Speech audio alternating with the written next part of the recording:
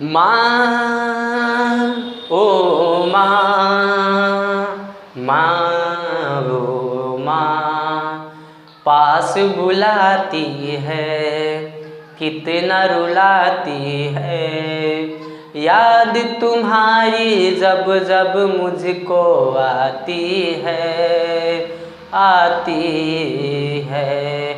Hello friends, स्वागत है आप लोग को अभिजीत मस्ती क्लासेस में। मैं अभिजीत कुशवाहा। चलिए आज बहुत ही महत्वपूर्ण टॉपिक हम लोग रिप्रोडक्शन इन ऑर्गेनिज्म के आगे पढ़ेंगे, रिप्रोडक्शन के बारे में। चलिए ध्यान दीजिए और समझिए आखिर रिप्रोडक्शन है क्या। चलिए तो ध्यान दीजिए और समझिए।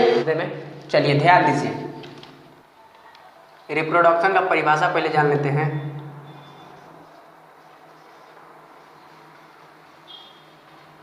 रिप्रोडक्शन, ठीक है, उसके नीचे लिख रहा हूं, जनन एक जैविक प्रक्रिया है जो जनन एक जैविक प्रक्रिया है जिसके द्वारा जीव अपने समान, ठीक है फ्रेंड, समान संतान की उत्पत्ति करते हैं। ठीक है फ्रेंड, जनन एक जैविक प्रक्रिया है जिसके द्वारा जीव अपने समान संतान की उत्पत्ति करता है, उसे रिप्रोडक्शन यानी कि जनन कहते हैं। ठीक है, चलिए आगे बढ़ते हैं और समझते हैं। चलिए देखिए,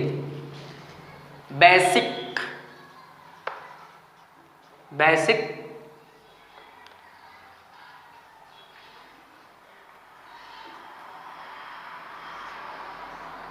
फीचर ऑफ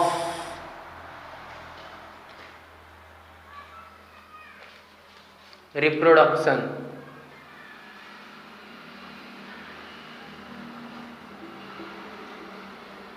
ठीक है फ्रेंड, चलिए ध्यान दीजिए और समझिए।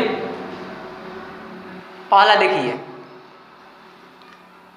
आरएनए कोमा प्रोटीन, ठीक है, तथा अन्य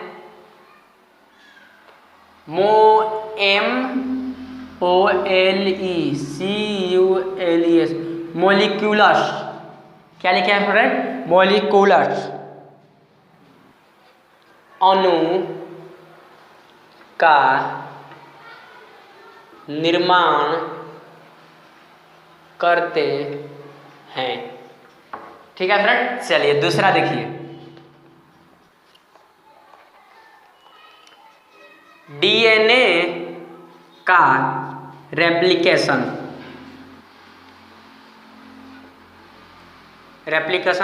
या द्विगुणन,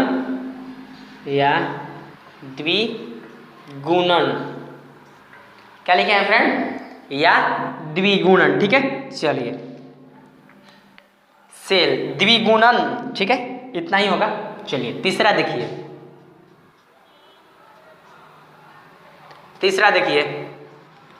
सेल डिवीजन,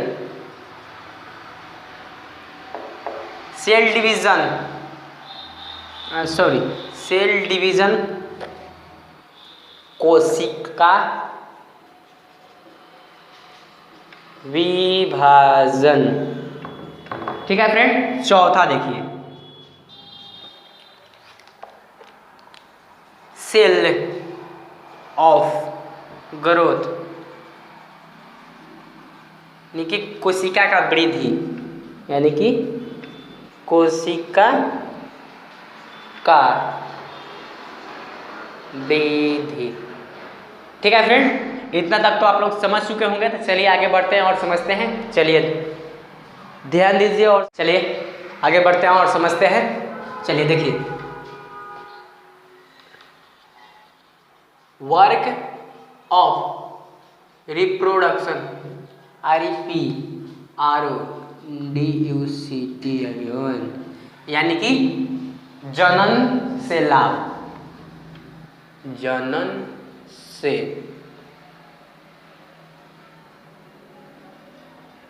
लाभ। ठीक है, चलिए ध्यान दीजिए और समझते रहिए, बहुत ही मज़ेदार टॉपिक है।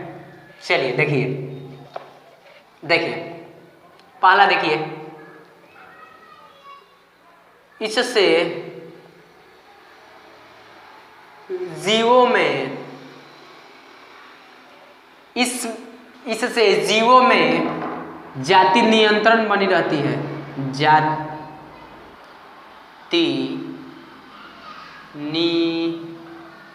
निरंतर बनी रहती है।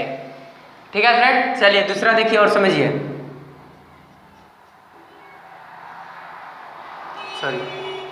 जनन से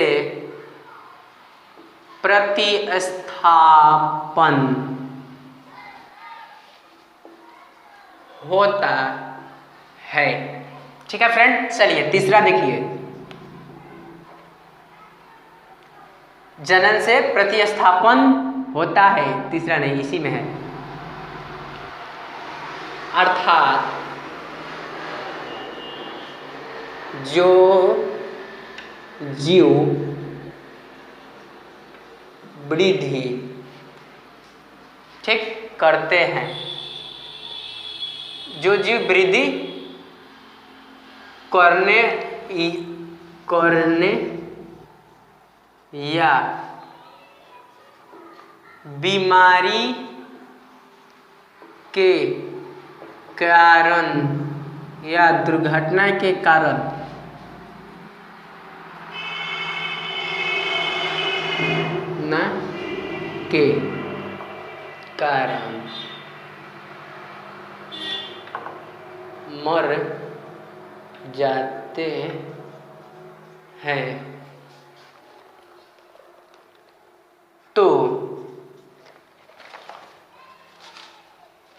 मर जाते हैं, तो उनका स्थान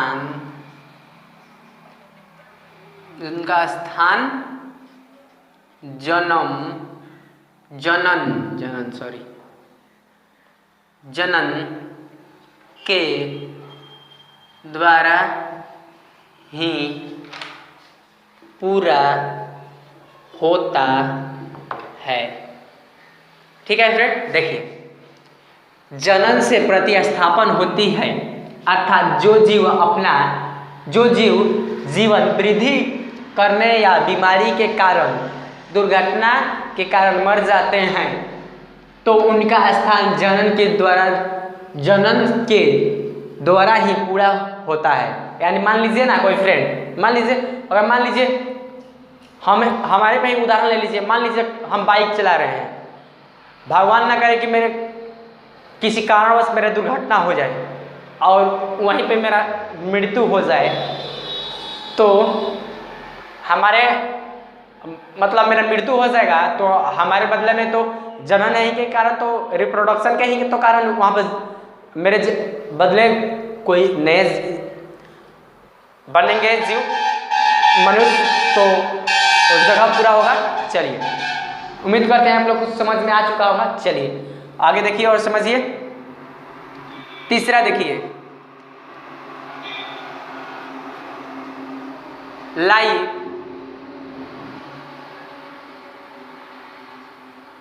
लाइफ बना रहता है। ठीक है फ्रेंड, चौथा देखिए, जनसंख्या बना रहता है। ठीक है, लास्ट देखिए फ्रेंड, जनन से विविधता उत्पन्न होती है। ठीक है फ्रेंड, इतना तक तो आप लोग समझ चुके होंगे। देखिए तो चलिए आगे बढ़ते हैं और समझते हैं। चलिए फ्रेंड ध्यान दीजिए, type of reproduction, type of reproduction यानी जनन के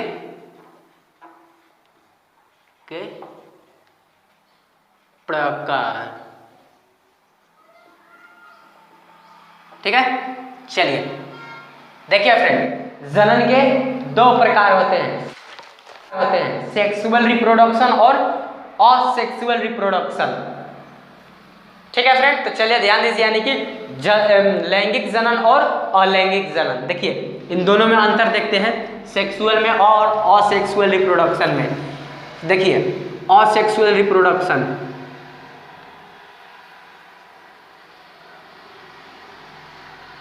असेक्सुअल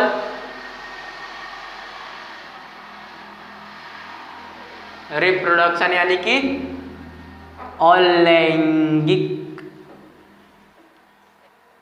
जनन, और इधर होगा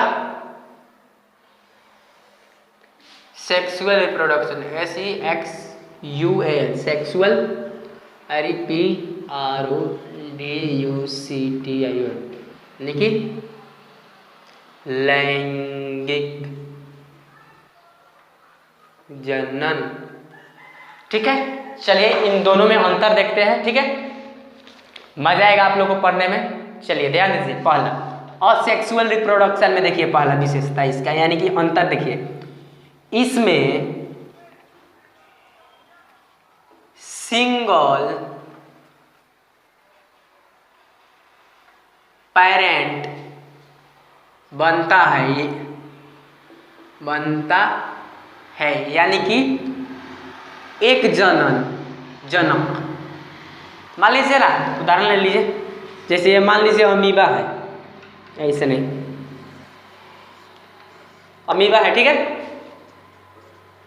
एक से दो, दोनों केंद्रक ही है, तो केंद्रक ही केवल बदलेगा। ठीक है, और सब संरचना वैसे ही होती है। ठीक है, उम्मीद करते हैं कि आप लोग इतना समझ में आ चुका। चलिए आगे बढ़ते हैं।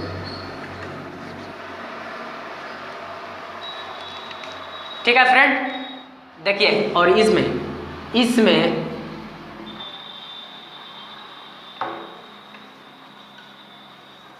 डबल पेरेंट बनता है। ठीक है, चलिए दूसरा देखिए, जनन की वह प्रक्रिया जिसमें एक, क्या फ्रेंड,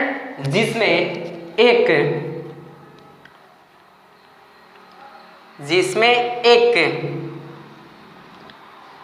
जनक भाग लेते हैं, उसे अलैंगिक जनन कहते हैं। और इसमें देखिए फ्रेंड, इसमें जनन की वह प्रक्रिया जिसमें दो जनक भाग लेते हैं, इसमें दो जनक भाग लेते हैं। देखिए फ्रेंड, इसमें जो भाग नहीं लेते हैं उसमें भाग लेते हैं, और इसमें जो लेते हैं वो उसमें नहीं लेते हैं। ठीक है, चलिए तीसरा देखिए, इसमें युग्मक का निर्माण नहीं होता है। तो फ्रेंड, इसमें युग्मक का निर्माण होता है। ठीक है फ्रेंड, अलैंगिक में देखिए, इसमें चौथा, इसमें जाइगोट, क्या फ्रेंड लिखे हैं, जाइगोट नहीं बनता है। तो इसमें जाइगोट बनता है। ठीक है फ्रेंड, चलिए आगे देखते हैं और समझते हैं फ्रेंड। चलिए तो देखिए पांचवा देखिए फ्रेंड, इसमें भ्रूण नहीं बनता है। इसमें भ्रूण बनता है। ठीक है फ्रेंड, चलिए अगला देखिए, छठा नंबर देखिए, इसमें विविधता नहीं होती है। इसमें विभिन्नता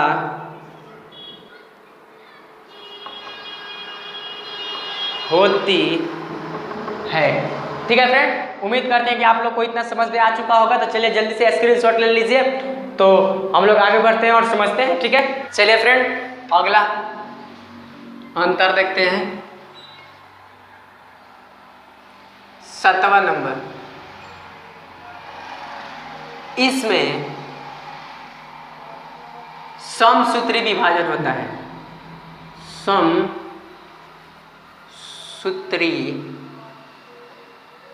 विभाजन होता है। इसमें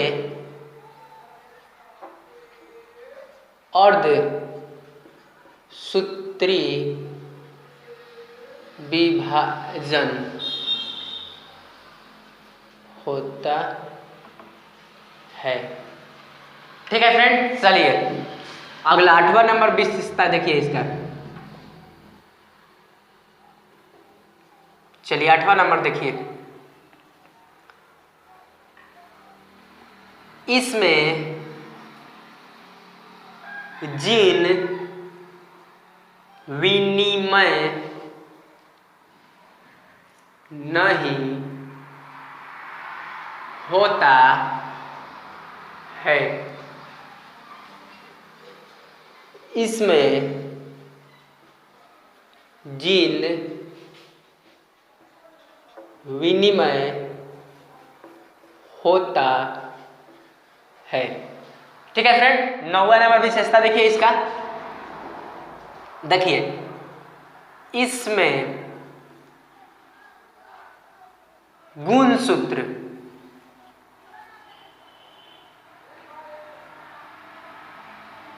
का युग्मन नहीं होता है। चलिए दूसरा मार्क कर लेते हैं। चलिए फ्रेंड ध्यान दीजिए, इसमें समसूत्री विभाजन होता है। ठीक है, इसमें अर्धसूत्री विभाजन होता है। ठीक है, इसमें जीन विनिमय नहीं होता है, इसमें जीन विनिमय होता है। इसमें गुणसूत्र का युग्मन नहीं होता है, इसमें गुणसूत्र का युग्मन होता है। ठीक है फ्रेंड, चलिए देखिए 10वां नंबर इसका अंतर, अलैंगिक जनन से उत्पन्न संतान अपने जनक के समान होते हैं, जिसे क्लोन यानी कि एक पुंजक कहते हैं। ठीक है, इसमें देखिए लैंगिक में लैंगिक जनन से उत्पन्न संतान अपने जनक के समान नहीं होते हैं। ठीक है, टाइप ऑफ सेक्सुअल रिप्रोडक्शन है कि लैंगिक जनन के प्रकार। ठीक है, पहला देखिए फ्रेंड, फिशियल मतलब विखंडन, ब्यूटिंग मतलब मुकुलन। देखिए यहाँ पे क्या लिखे, SPORULT, एस्प्रियुल्टिन मतलब बीजाणु जनन। यहाँ पे लिखे FRAGE, फेग्रीनेशन मतलब पुनर्जनन। ठीक है, और 5वां नंबर लिखे वेजिटेटिव रिप्रोडक्शन यानी कि कायिक जनन। तो फ्रेंड उम्मीद करते हैं कि आप लोग को इतना समझ में आ चुका होगा। तो वीडियो अच्छा लगे तो फ्रेंड सब चैनल को लाइक कमेंट शेयर सब्सक्राइब जरूर कीजिएगा। Thank you, that's all, bye bye.